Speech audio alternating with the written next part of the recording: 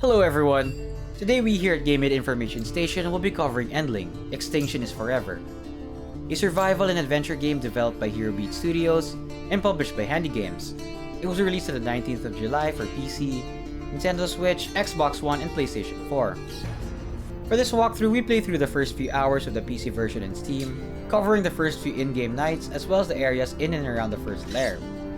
Set in a gloomy and decaying world of a rundown city overlooking a burnt-out forest, Endling as players control a lone mother fox as she raises her 4 cubs in the outskirts of said city, following the destruction of her previous home in a massive forest fire. In order to survive this harsh new environment, she must teach her cubs new skills, while also hunting and scavenging for different sources of food. One night, one of her cubs is trapped by a human hunter. So it's up to the mother fox to search for her lost cub, all the while avoiding and getting past threats like predators, traps, and most of all, hostile humans.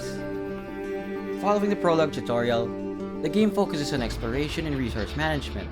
Players have a limited amount of time to gather food for the cubs, train them in important techniques, explore their new home, and most importantly of all, find the missing cub.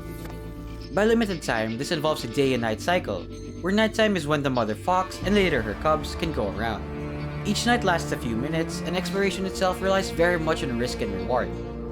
While exploring or opening a new location has its benefits, it also comes at the cost of using the cub's precious energy, which, if depleted, can and will result in their untimely deaths. The tile screen itself changes as you make progress, with each subsequent screen showing the cubs getting bigger over time.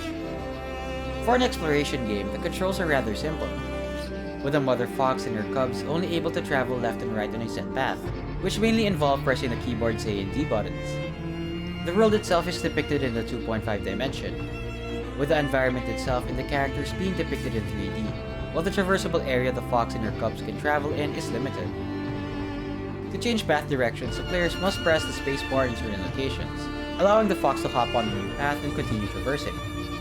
To track and hunt prey or other food sources, as well as find clues in the whereabouts of the missing cub, the game features a mechanic that reveals either a green or purple scent to follow.